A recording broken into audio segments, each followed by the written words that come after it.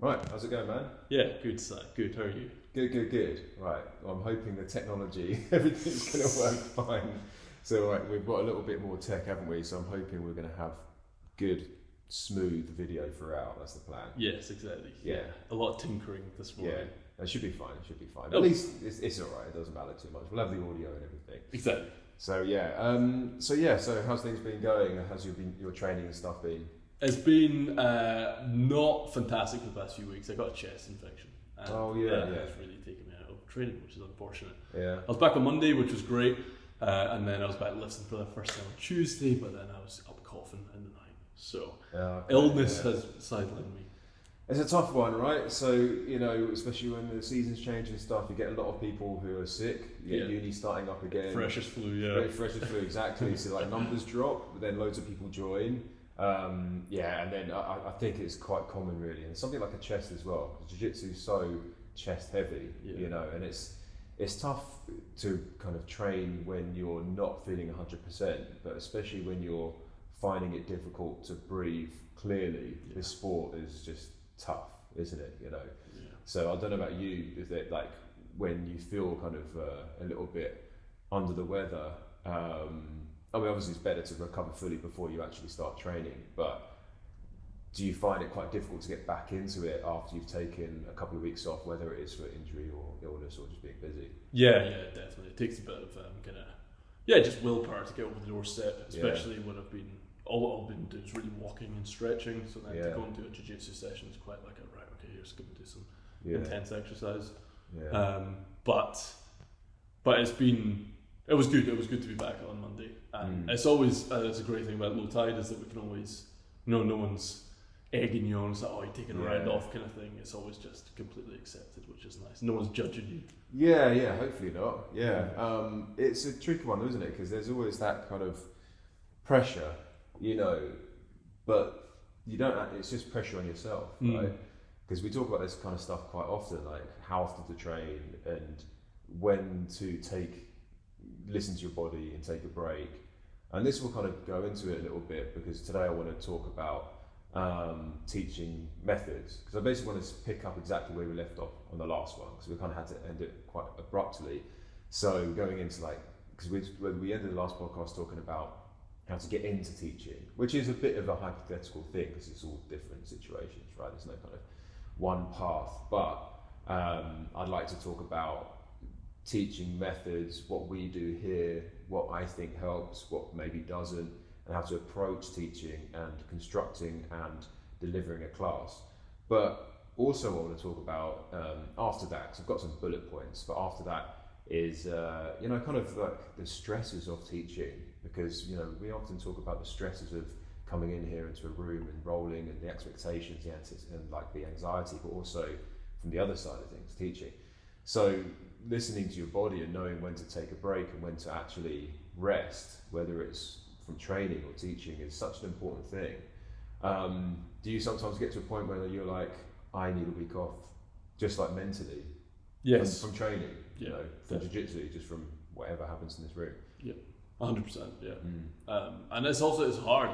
Sometimes I think Israel Adesanya says it takes confidence to take a day off. I think resting is sometimes more difficult than I can't do it. Honestly, I think a lot of people can relate to that. It can be really difficult to take time off and rest. I think because there's so much pressure to constantly improve with this, because it's like a video game that's never complete, right? So I don't know, you feel like if I'm not training, I'm missing out. And if I'm missing out, I'm not improving as much as the other people. So it can become quite like a environment that you can kind of really make you anxious about missing out. You get the ultimate FOMO, right? Because this is a thing that's keep constantly going. If you're not here, other people are going to be here. Yeah. And you're kind of, even though the environment's really kind of safe and friendly, you're still in competition with each other, because you're still trying to be the best version of a jiu-jitsu practitioner you can be, right? So that pressure. I've always had that when I was training and competing more, especially because you're like, competition. Because it just kind of accelerates everything, right? Magnifies everything. Yeah. But even just like generally training, like just recreationally, you just don't want to miss out, do you? There's also like, because there's always like new techniques being discovered, and that fear of missing out so strong. I think in jiu-jitsu, it can be really like debilitating. I think. Yeah, and I hate it. Like that is one thing. The past couple of weeks, I've been thinking it's like on Monday, no games. I wonder what, because like when it's 7:30, and I know that everyone must be here learning, and I'm like, I wonder what they're doing, what they're up to. It's horrible. Yeah, I used to get that a lot. Obviously now it's my job, but I used to get that a lot. Just knowing I was going to miss a session, and just thinking, what are they going to cover? What am I going to miss out on? How much better is that person going to get than me now, just from missing out on a week? But when you like take a step back and look at it more broadly, like it doesn't really matter.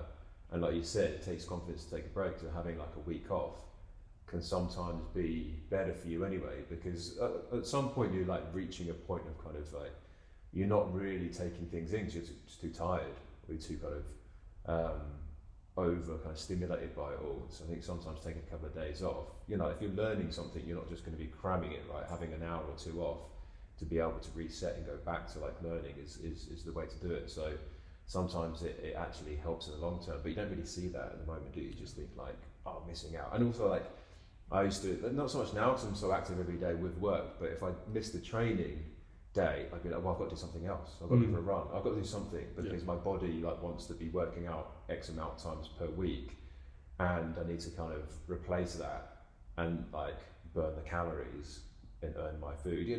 So it can become like quite a slippery slope, really. Yeah, I think it's important to remember it's kind of like a marathon, not a sprint. Yeah. It took you what? Excuse me, there it is. Took you what, 8 years to get your black belt? 8.5 years, yeah. And that's fast. That is probably too fast. It wasn't that good. But yeah, it is relatively fast. But exactly. Like 8 years is such a long time in people's lives. Weird, I know. It kind of people say that's quite fast, but obviously now you're getting people getting black belts in 4 or 5 years more often because it's the game has changed. People just train more. It's more serious and competitive, but. That's still a long time to do anything. Yeah, it's a PhD. That's 2 undergraduate degrees. I don't think I'm smart enough to do that. But it is potentially. It is. Yeah. It's funny, isn't it? So like doing anything for that amount of time. Because I was just kind of sitting back thinking the other day about how long I've been doing this for, and it's more than a third of my life. And like, who sticks to something that long? It's weird. To do something for this amount of time that becomes such a part of your identity. Then you start teaching and it becomes your profession and identity and passion and reason for getting out of bed. It can get, it's great, obviously I love it, but doing something for that long it's a big chunk of your life committed to something that it's like you become dependent on it. Like, what would I do if I wasn't doing this? Obviously I have those thoughts as well because it's everything to me now. Yeah, it's your income and your community and pretty much. Yeah. But let's talk about teaching then. Let's have a quick look then. So, what I want to discuss is so chime in with any questions, anything, because I don't want to turn into like me just like lecturing too much.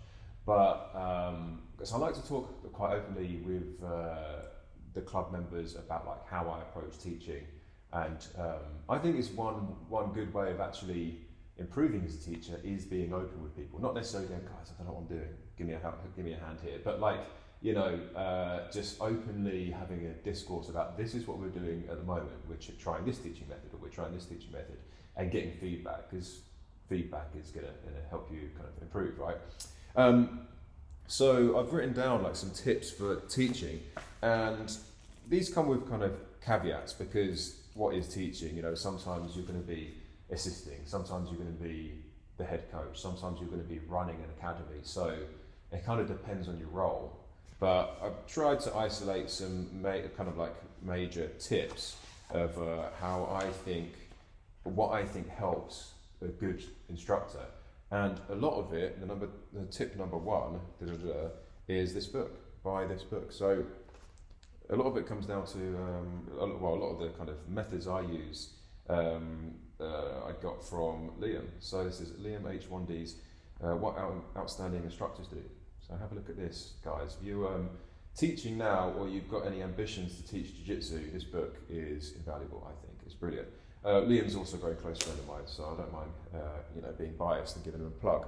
But Liam is a teacher, a maths teacher, and he's been a maths teacher for, I think, the best part of a decade, if not more, down in London. So he's one of the rare breed who's actually been taught how to teach, done like at a PGCE and everything. So properly knows how to teach and applying that to martial arts in his spare time, as opposed to most of us, like, we get good at a sport and then suddenly just try and teach it. Which doesn't necessarily mean you're a good teacher, right? It doesn't necessarily mean you've learned how to convey information and try to get the best out of the situation in a class environment. So he's got some brilliant tips, and it's not just like a handbook with tips. It's quite philosophical. He does he uses a lot of quotes from Eastern philosophy and how because it's about teaching martial arts, primarily Brazilian Jiu-Jitsu, but he's also a karate black belt, and he talks about even like Aikido and things like this, like the kind of approaches that the founders of these martial arts, judo as well, came up with in terms of having how to convey this information, how to get the best out of whatever martial art it is. So this book is great. So some of this stuff I'm going to say is directly from Liam's book, and I'll kind of quote it and cite it to my best ability. But a lot of it's just from my experience teaching for several years now, and trying to figure out how to run a safe, good club where people actually enjoy turning up, right? So number one tip, get that book. Number two, as a teacher, depending if you're the main teacher or if you are the club owner, right, it's just kind of plan your classes religiously. So if you are the club owner, then it's kind of up to you to make sure you're dictating a structure. Not necessarily dictating you should be teaching exactly this to your instructors, but everyone knowing the kind of class that you want to conduct, and everyone knowing the kind of policies in place, the house rules, and what it is generally you want to be teaching to your students and how, right?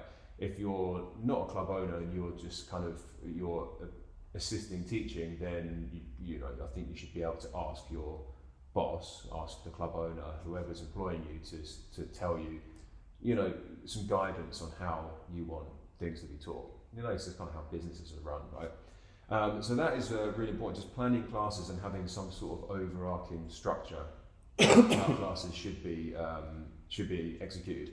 And then also when planning a class, not just kind of cobbling together, it can be 3 moves and then rolling after that, but having some sort of structure, some sort of consistency, so some sort of plan. So whether you're doing the same thing for a whole week or you're doing the same kind of topic for 3 or 4 weeks and it blends nicely into another thing, or if you've got curriculum that you follow and you're cycling through, that's great.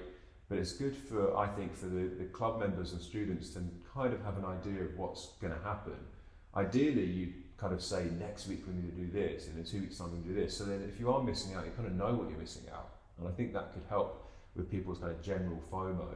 Like next week, okay, we're covering triangle from closed guard and escape. So I'm not too bad on that. If I miss out on that, I'm not devastated. But next week, okay, we're covering back control and escape. So I could do with improving on that. So if you know what's going to come, that's even better. But that's quite a lot of work.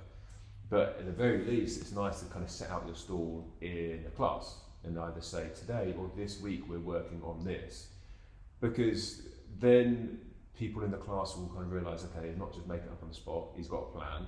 Lynn calls it a learning objective. So as soon as you start a class, our learning objective is this. It doesn't necessarily need to be kind of as formal as that. It could be what I often do is, we're doing a warm-up, so we do 5-8 minutes of warm-up, not much, mobility stuff. Meanwhile, while we're doing it, I often say, right, the reason we're doing this warm-up is because this week we've been doing a lot of front headlock stuff, attached front headlock, and how to defend early, mid and late stage front headlock. So we're doing a lot of sit-throughs, sit-outs, that kind of thing in the warm-up. I'm saying we're doing this because later on we're going to be using this in the techniques. And the techniques we're going to be working on is this, and then we'll see how we get on, and if we need to go kind of off script, you know, that's fine as well. But setting out what you're going to do, I think helps quite a lot. Yeah. You know, so people have a kind of idea of what's to come. So I don't know what you think about that, like if it's reassuring, comforting, knowing what's going to happen, or if you like to kind of be surprised. No, I like to know where the kind of direction we're going in. I know in like schools and universities as well, they always have that structure of setting your, as Liam will say in the book, I'm sure. Setting your learning outcomes for each kind of session. Yeah. And I know there's good data to support that. That's a really good way for people to learn. So it's like when you know what you're going to do, why you're going to do it, and what's coming in a session, I think it just is fantastic structure to a kind of hour and a half session to learn. Yeah, it definitely, you know, at university level, you know way in advance, don't you? You have your reading the whole list, module, you have the whole semester, you know? So you kind of know if you're going to miss something, someone can cover it for you. Yeah. It's also that, having communication within the club. You know, like, if you're going to miss a class, it'd be nice to be able to either have, if there's some sort of way of communicating with the club itself, what's going to happen. You know, do you know what you're doing tomorrow? If so, I'm going to miss it for whatever reason. I could try and study on the side, or you could just ask people to like film it. You know, because that's another thing as well. I always encourage people to film stuff, as long as like they give me permission to share it or whatever, or I give them permission to share it.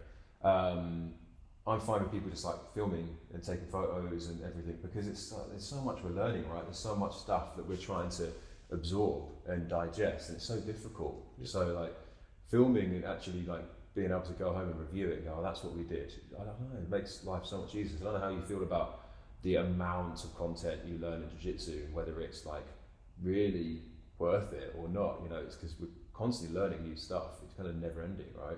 Yeah, I mean, that's one thing I struggle with, and I actually think it's maybe in a broader context as well in jiu-jitsu, is not being fully understood. Is like, how do you deal with the volume of information? Because as we were saying earlier, it takes so long to become like a black belt and get belts. Yeah, there's just an insane amount to learn. Obviously there's the instructionals that you can get online, which have become very popular with like high level people that are doing their own just putting all of their knowledge in certain areas like locks by John Danaher and stuff.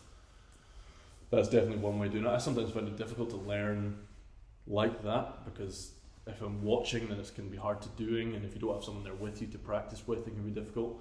I know there's also like the ecological approach is like this new learning way to learn jiu-jitsu. We've been kind of playing around with that. Yeah, which I've loved, like the kind of mini games almost, and I know that some people are saying they're seeing massive improvements in people's jiu-jitsu over kind of shorter spaces of time. I think with it's funny, because now we're getting to the point where the sport is getting bigger and kind of more mainstream, that it's not just about like the superficial stuff anymore, like where do you train, who do you train with, what submissions you're learning, but now it's getting deeper into like teaching methodologies and how people are teaching, and the efficacy of actually how these classes are being taught. So like now people kind of maybe getting a bit exposed, or I guess it's a good thing, because you know the reason why we're talking about this is not only for like aspiring teachers to be able to maybe get a few tips, but also for students or club members, or however you want to describe it, to be able to have a bit more knowledge to see what's actually happening. Because you know traditionally martial arts is like this, as we discussed before, the professor, I don't like the term really professor, but like your coach being the gatekeeper of loads of information, and then what you actually learn is just like gospel. You can't question it, right? You can't ask why. And you should be able to ask why. You should be able to ask, does this really work? It needs to, because the sport is getting more and more evolved, so you need to be able to question stuff. Submissions, does it actually work? Can't I just do this to get out of it? Because before you never dream of going, does it actually work? But last night we spent like 45 minutes doing loop chokes and attacks and front headlock with the gi, using your collar and your lapel, and then afterwards going, are these kind of fake news? You know, like there was a lot of false positives and a lot of stuff. So just trying to like figure out how can you just spin out of this? Can you just stop them from getting the underhook at earlier stage? Should this actually be happening? It's kind of like no. a lot of techniques I learned 10 to 15 years ago, I thought worked. And then we actually learn some basic defense and actually spend some time turtling out of things and sitting out of things and killing underhooks at earlier stage and wrestling up on stuff. Like, they don't actually work. It's just that we sometimes tap because we've been conditioned to told they work. So you recognise it when it's being done on you and you tap. So like, that's the move we learnt the other day. He got me in it, therefore I'll tap. But it doesn't mean that then you'll go against someone who doesn't, it's not tapping. You're like, what's going on? Why aren't you playing by the rules? You're not tapping to the thing we just learned. I'm doing it on you because they figured out like, oh, if I just do this, I can get a little bit of space and I'm not being choked.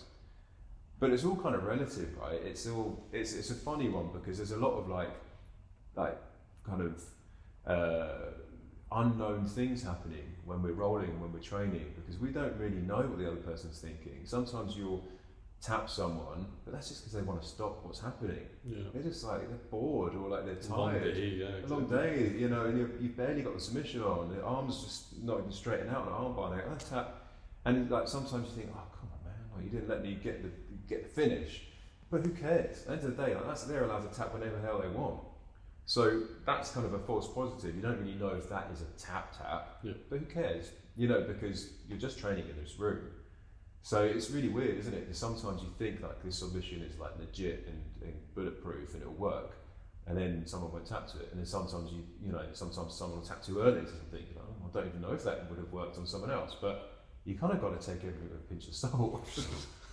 Because you just don't know, do you? Yeah, so many unknown things. You don't know what they're thinking or doing, or why they're trying to stop what's happening to them. But you kind of got to be okay with it, really. And as it crossed my mind there, at the extreme end of that spectrum of like stuff that should work. Have you seen those videos online of like no touch KOs and stuff that people do? But it's like a kind of like mass psychology of like people like think it should work and expect it to work, and then there's this person that has these, and really it can't really work. It doesn't really work, but because everyone believes it works, then it actually does work in that room. Yeah, exactly. But outside of that room, it doesn't work. Yeah. And then so maybe the same thing can happen. Yeah, I think it does on a more subtle level. Yeah, I think it definitely does. That like, and everyone's got their own tolerance and resilience anyway. So something like that, it's like, yes, the person's kind of faking being knocked out, but it's all suggestion, right? Yeah, exactly. You know, it's like going to like a Darren Brown thing. It's like, did that actually happen? It's like, yeah, it did in the room. Like that happened to that particular moment to that particular person. But like his setup is kind of making sure that people are that's the right type of person who's kind of open or susceptible to this type of manipulation or whatever. So. Yeah, traditionally, but you're right. Like, did it work in that room at that moment? Yes. Is it going to work on the street? No. But then, does it matter? What's the chances of if you need? You know what I mean? Like, of course it matters because you're in a sense that you're giving people false expectations. But at the same that's time, what becomes dangerous. Yeah, it does. At the same time, it's just like it happened in that moment. Like, who really cares? So what kind of thing? Yeah. But yeah, it's similar to this. You know, you go for a submission or something. It's like, would that have really happened in competition? I don't know. Are you competing tomorrow? Like, you know, if that's your so kind of coming back to it, it depends on your objective and your goals. So something like the ecological approach, which is more about like mini games and really like constraint-led tasks. So you know, we use it sometimes now. I've been kind of peppering it in with classes like.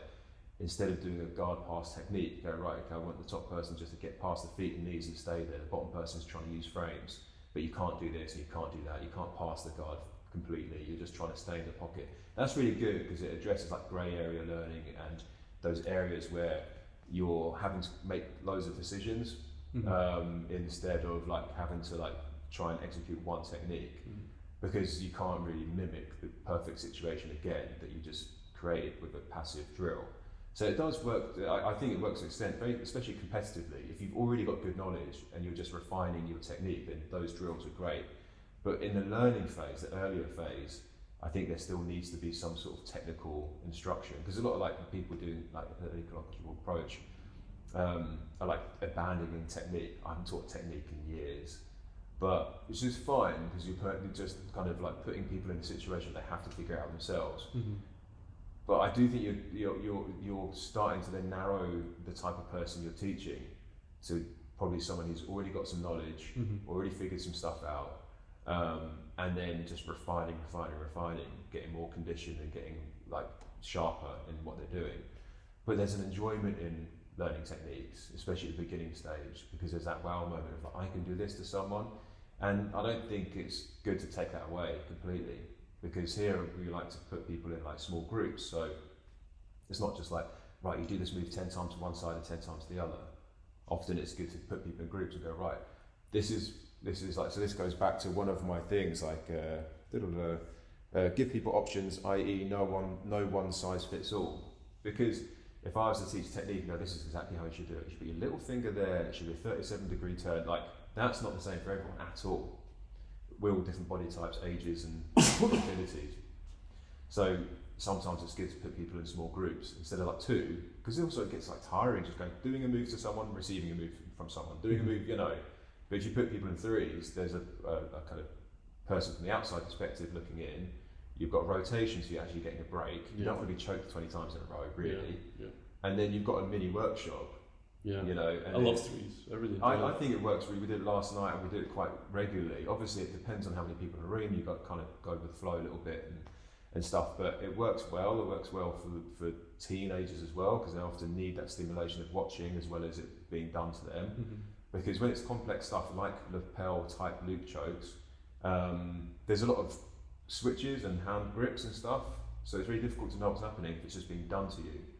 So workshopping and then and troubleshooting within a little group's great, because I walk around and go, oh, are you figuring that out? Yeah, you're right, that probably doesn't work if you just do that. And then we come back in and go, right, over there we just figured out, if you just do this, that kills the choke. So then how do we get ahead of it? So the main moral of the story is get ready to chase the choke, get ready to go to your next position, and if it doesn't work, get a good position afterwards, because they're not always going to work. But equally, you've got to be careful, because you think you're safe and you fall asleep, right? Because there's certain chokes that you think you're good, and then bam, you go out. So actually digging deeper in little groups, I think works really well. Yeah, I completely agree. So, as you say, there's three perspectives of having it done to you, doing it, and then watching someone do it to someone else. That's like a real kind of trifecta of experiencing that technique. It works well as well, because there's loads of practical things, because sometimes if people are in pairs, one goes to the toilet and the other person's just sitting there, and then you don't know how long they're going to be in the toilet.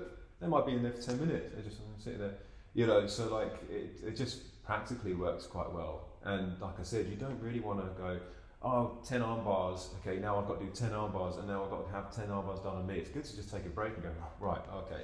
And it's also 3 different body types. Because if you practice the same thing on one person over and over, especially you get to the point where you come into class, and I totally did this for years, your drilling buddies, their mates, because it's an intimate thing. You want to just be spending the time with people you're comfortable with, doing moves on each other over and over. It gets to the point where all you've practiced is passive drilling on one person, then you roll and it's like, doesn't work. Because you just did it on one person and they weren't resisting. So sometimes I'll ask the guys to give a certain amount of resistance, but then resistance is vague, and it's quite difficult to kind of go, if you go, okay, 50% resistance, what is that? What does it mean?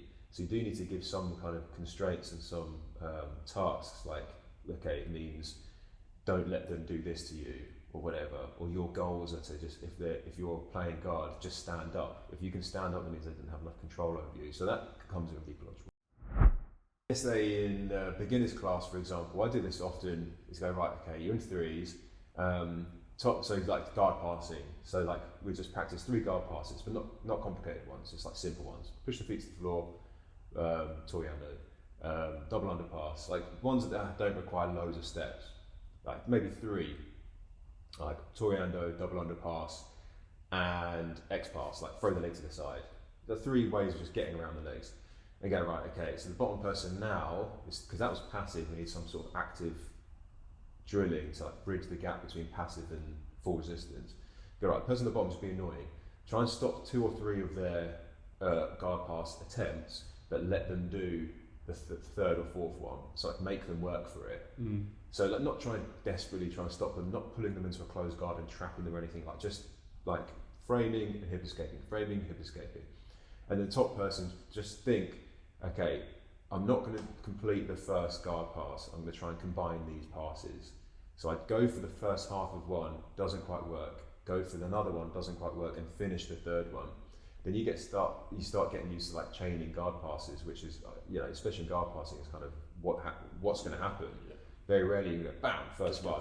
Yeah, unless you're like kind of just being super aggressive and super quick, fine. But generally speaking, they're going to defend something, and you go. So it teaches people to be like tactile with each other and kind of read each other's energy. You go, right, they're trying something, I'm going to stop it. Trying something again, I'm going to stop it. And then, okay, I'm going to kind of relax a little bit and let them finish the last one. But again, it can kind of be a bit ambiguous. So it's like, if you're confused, just like do it slowly. So the top person, you slowly do one guard pass and let them recover. You slowly do another guard pass, let them recover. And then the third one, you just do it faster and to complete it. So I was saying like something like jiu-jitsu, martial arts in general, especially something like guard passing, there's loads of things happening in front of you. It's kind of like trying to choose a weapon in a video game, so the more experience you get, you're like on the fly, like cycling through your arsenal and picking the right weapon for the right scenario. That's a great metaphor. Because you're constantly when I'm guard passing, especially at guard passing and doing stand up, I'm kind of flicking through loads of choices. Which move am I going to do? And that can be too much, because you can have too much of a library, too much choice can be crippling in itself. But like, if you get better at reading the situation, then you're going to be able to choose your kind of weapon a little bit easier, because you can't just use a sniper rifle everywhere. There's going to be scenarios where like, okay, I need to use a shotgun, I need to use this. So if you do slow it down a little bit and have like some deliberate tasks and method of trying to drill these things actively without full resistance but some resistance, then it really helps the decision making and choosing the thing to do, because that's one of the most stressful things in jiu-jitsu and martial arts and combat sports is just decision making the right decision. And we have so many decisions to make when we're doing this. That's why it can be so mentally tiring. Yeah, it's just constantly at every new position you're just deciding what to do. Once a really cool black belt called Paul Kelly told me that there are two types of martial artists often, either people that can think fast or people that can do fast. And some people are really good at thinking fast but they can't do that fast, and some people can do things really fast but they can't think fast enough. And the brilliant people can do both. They can do both at the same time.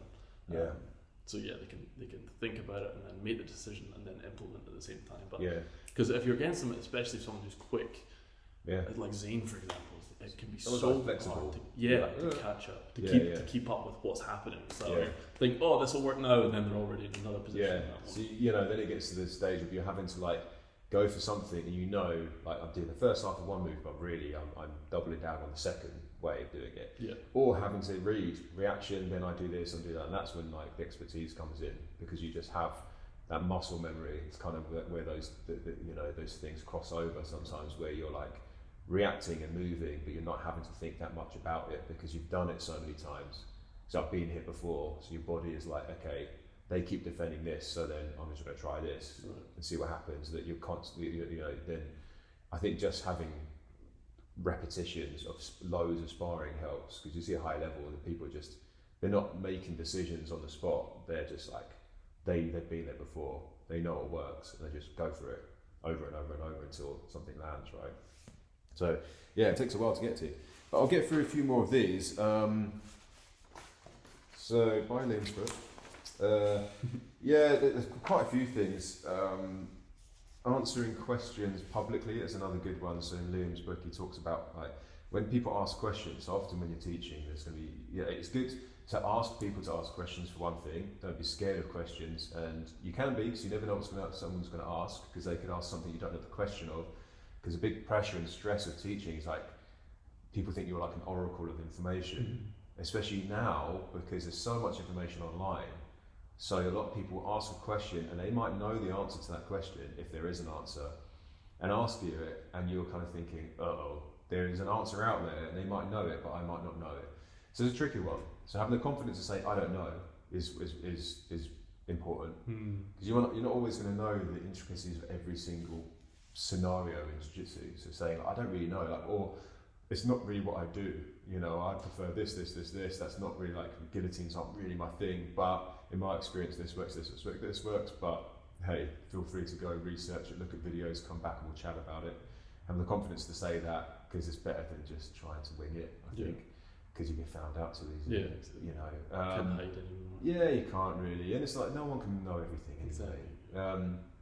But also, like, if someone asks a question, either saying one of two things really, saying that's not relevant, so we'll get back to it another time, ask me after class or whatever, if it's something completely obscure, or going, okay, that's relevant enough, I stop the class and then address it to everybody. That's really the way I think it should be done. That's what Liam says in his book, and I use that quite a lot, because otherwise you're giving loads of attention to certain people, you know, and then they're just going to take all your attention, and you're in the corner of the room going, oh yeah, that's good question actually, I'll do this, and then before you know it, you've spent 5 to 10 minutes with a group or a pair in the corner fielding questions and troubleshooting, and the rest of the room are probably thinking, why is he over there the whole time, he's not talking to me. So it's really important to like field questions, and if it's important and relevant enough to the class, go, right guys, you know, Scott over here asks a really pertinent question. I think it's something that needs to be addressed, and let's talk about it openly, and then, you know, do it as part of the class. That's what I mean, like, be prepared to go off script a little bit. So you're not always going to hit all the points you want to teach and go through in the class. So having that kind of flexibility to go, you know what, that's a good point. Let's do that. Let's talk about defense for a few minutes instead of just attack. And hey, I was going to teach another technique, but we'll do it another day, because that's really worthwhile. Like, how do you stop this at an early stage? Because he just asked. So that stuff's really important. And it also then bleeds into help everyone, not just the people that you like talking to. So, you know, just be like, as an instructor walking around, one thing, not correcting everybody's mistake, because some people just want to figure stuff out themselves, so you don't have to correct everything. You need to make mistakes as well. To be like, oh right, so this was why I was doing that wrong. Because if someone just tells you step by step, you don't learn. Yeah, it's like the giving people, you know, a fishing rod as opposed to just chucking a fish on their plate, because like traditionally people just fix everything. Oh, that's not right, put your hand here and this will help, because there's an answer, there's like a kind of a model. Oh, you need to use this grip. Oh, you need to get an underhook here, but you don't necessarily have to. So if I walk around and a pair are kind of almost there, I'll just do another lap or whatever and see if they figure it out. Because often people are just trying to problem solve. If I go in and correct them without them asking, I'm not giving them, you know, there's no fishing rod there at all. I'm not teaching them how to fish. So I'll often do that, or I'll go, you know, if you want help with that, ask me, otherwise I'm going to walk around the room a little bit more. A lot of people don't want to be told what to do all the time. They want to figure it out. Unless it's a glaring mistake, and it's like you're completely off the, you know, off topic here. I could maybe try this. But yeah, so making sure everyone gets something out of class as well, because you can't just talk to the people who you're comfortable talking to, who speak the same language. Just sit, you know, and chatting with like these two people because they're like really nerdy about jiu-jitsu, and they speak and talk like you and kind of are like you personality wise, but those people aren't.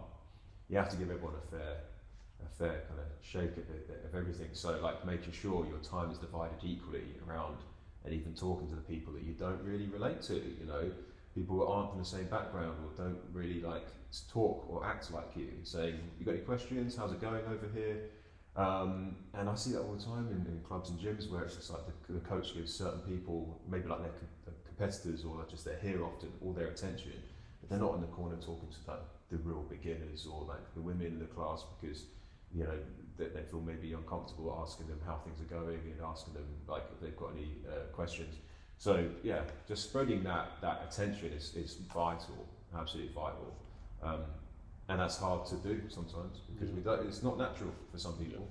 You know? As you say, sometimes like some people will be really understand what you're saying and really engage with it and ask lots of questions, and be, you know, you speak the same language kind of thing, but then there'll be other people that don't, and they just they can't keep up, and they don't really understand what's going on. But in here, I've always felt that there haven't been favourites, which is creates such a healthy learning environment. Everywhere I go, you don't want to see just like a little group in the corner that's getting all the attention. Yeah, right. I mean, it helps being more social as a club. You know, like just silly things like when people walk through the door, like one of the big things is just like smile as a teacher and just be positive, and that can be really hard when you're absolutely knackered and just taught 2 kids classes back to back, and like sometimes we're tired, you know, and it's not, doesn't come naturally sometimes, but like it's really important to have that customer service for you guys, my customers, right? So asking people how their day has been, asking how they're doing, like it goes so far, because that's going to break a barrier down between you, and you're going to feel more comfortable talking to them later about techniques than if you've just kind of ignored most people walking through the door and you turn around and go, right guys, now we're doing this 100% press ups. Like I wouldn't want to run a gym like that. And do more social events, like here we watch like UFC and Polaris and stuff together quite often. Not everyone's going to turn up, the opportunity is there, and it's a nice thing, because the more people get to know each other when they're not training, the more comfortable everyone is in the same room, and the more comfortable I'm going to be about just like talking to people, and also asking people, do you want to talk in front of the class? Not being the only voice is another thing, like not your instructor not being the only voice. And that's easier to do because you're just talking, and if you're nervous and a bit anxious about teaching a class, which happens a lot, talking sometimes is like the result of that, just talk. But I think sometimes it's better to go, has anyone got any feedback? Do you want to talk about anything here? You just did a really cool like version of the technique over there. You want to show people? If they say no, they say no. But some people do want to talk in front of the group, and they want to have a bit of attention, and it's empowering, it's cool. So like giving people space for that, I think is really important as well. But again, that's not something that happens naturally. Right? Yeah, that's cool. Give more people a voice in the room as well. Yeah. Another perspective on how to do things. Yeah, because that's how lectures work. Seminars, well, more seminars, I guess, but you know, at university level, you know, people are talking, and there's a forum, there's a back and forth. So otherwise, it turns into more of like a traditional lecture, which is like listen. Yeah, I think sometimes that's because of insecurity and like lack of confidence that the teacher might get thrown a question they don't know how to answer. You know. Because I was probably like that when I first started out, just say stuff, and then roll, guys. There's like phew. No one asked me a question I didn't know. There wasn't a situation I didn't know how to deal with. But like, really, you've got to kind of be open to that stuff. So there's a lot of like experience that comes in being able to change things up on the moment, or in the moment, or being open to like someone else talking and everyone listening to them. And you've got to be safe, because they might say something inappropriate, whatever. Like, but if you build that trust within the club, then you're going to be a lot more open and like confident that everyone here should have a voice, because we're all kind of getting on, you know. So yeah, it takes a while to get used to, but I like that kind of approach anyway. Another couple of last things. One thing is know everyone's names.